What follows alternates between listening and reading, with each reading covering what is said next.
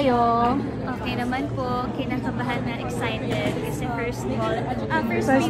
First ball. Okay. So can you please describe your outfit in 3 Filipino words? In 3 Filipino words. Stunning, classy, Filipino. and Filipino. Ay, sorry! Oh my God! Sorry. Sorry, ako na to. Ano ba Tagalog ng ano? Elegante. Elegante, maganda, ngunit, ano ba ang ano? Sa Tagalog ng stunning? Parang nakakakamangha. Sorry po, patawarin niyo po yung ano ko. Sinasadya. Pigil hininga. Breathtaking. Ibang po manig po ninyo, hindi ko po naiintindihan ng maayos sa Catalan. How about you, Seth? What is the most Filipino about your outfit? Okay. Postura. Sayang, hindi ko napaghandaan yun Isa, simple. Malinis pero... Lapit mo sa mic. Malinis pero... medyo mabangis. I love it. Atake. Mas maganda yung sagot niya. Okay na yan. Gusto mo bang ulitin yung Hindi, sayo? okay na po sa akin. Maganda kaso in English lang. Okay, kasi akala ko describe in 3 words, hindi ko narinig yung Tagalog or yung Filipino. Sorry po. It's okay. Hindi po ako ika-cancel. Thank you so much. Salamat. Hi guys. Hi, just 2 questions for Wen and Manila. Could you quote your favorite iconic Pinoy movie line? Kung meron. Iconic movie line. Oh my gosh, ang dami. Siguro, ano na lang, From Zero and Beyond. From Zero and Beyond. Future you. It's a Filipino movie naman eh. Yeah. Tama, of course. Ano din yun? Oo! Or next year. Oh. Yes! Or lang. Or lang, or... Diba, di naman masamang mangarap. Oo naman. And then, last question, since the holidays, all I want for Christmas is... All of the people, happiness. maging masaya, mangibabaw ang pagmamahal. Kasi di lang natin napapansin pero unting-unting parang lumalayo na yung mundo natin kung ano, sa dati, sa ngayon. So, pansinin natin yun. All I want for Christmas is... given na yun.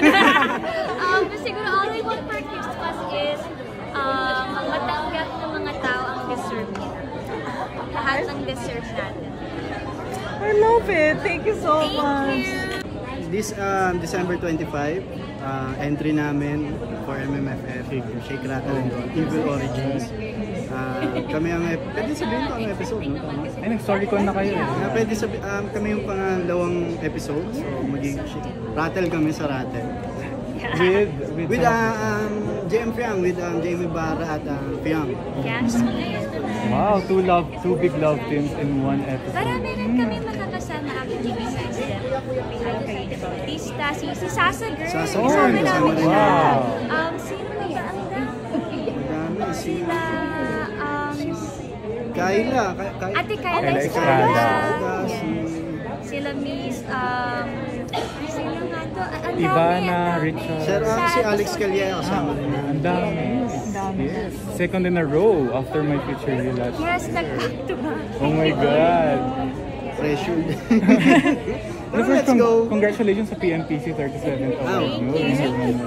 You did a great job and this year. Thank you, Francet. Inyo ng inyong Make Friends Zombie fan club. So can you please greet them? Hello, McBreadzo. Okay. By the way, so kamusta kayo? You're both very busy, no? Napaka-busy ng schedule niyo. So how do you make time for each other? Big time.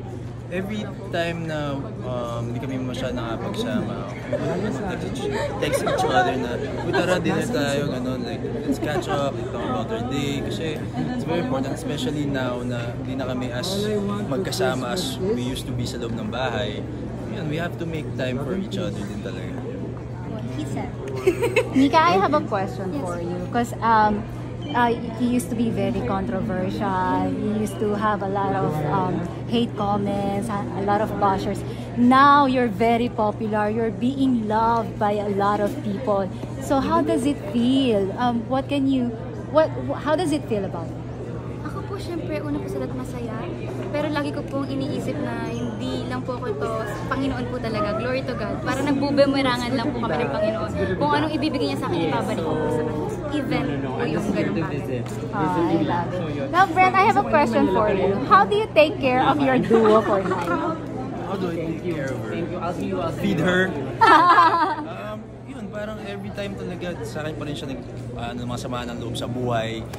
Yun, every time talaga, walang palya. Pag-detection sa akin. Yeah, nagsumo. Strict.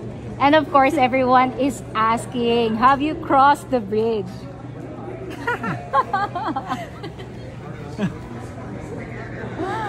Asa yung bridge? Wala pa eh, wala pa yung bridge. Wala pa rin. So, still a platonic friendship. Oo naman. Okay. Brent, what is your reaction sa book ni Galing, ang Mika? ganda, sobrang ganda. Actually, nabasa ko yun, kailan pa?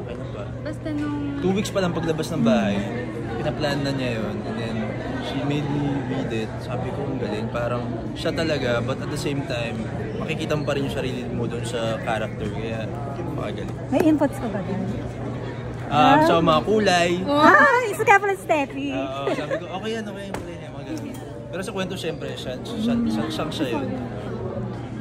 Can we just do a selfie video together? Pwedeng kontrabida or kumusta? Oo. Pangit ba ako? Kapalit-palit ba ako? Then why? Napagod na ako! Sumayaw. Yun. I love it. And last question, since it's the holidays, all I want for Christmas or the holidays is? My family. Oh, shame to spend time with my family. Okay. Thank you po. Thank you so much. I'm Jay Alberto po. Actually, ikaw, ano inspiration mo? Siguro yung stylist ko and me wanted to show something that would really showcase yung Filipino fabrics, Filipino fashion. This is by Coco Gonzalez. It's actually a reclaimed fabric na kuha nila sa flood. And they turned it into something new. So, yun. And then, also wearing the Golden South Sleeves from Jewel. Nag-job doctor naman so, nag-focus talaga siya na making this gown or dress. Nanggaling kasi siya sa akin. So, I get to say something about this concert again. And I'm really glad that they gave me the opportunity, my team, and ABS-CBN Music, Sir Roxy Nitigan, Sir Jonathan Manalo, and Tertiary Records, and my label. Thank you so much for giving me this opportunity, and I'm so excited na mapakita kung ano yung concert na nasa isip ko. I want it to be alive. And colorful. Alive and colorful. Yeah. Blues. Yeah. We're looking forward to that. Ano ba yun? Ren?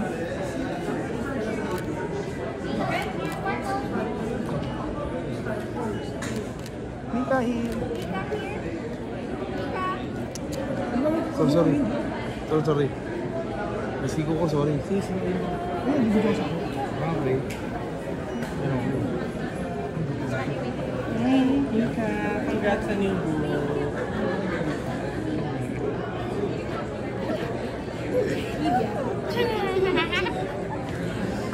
Brecca here.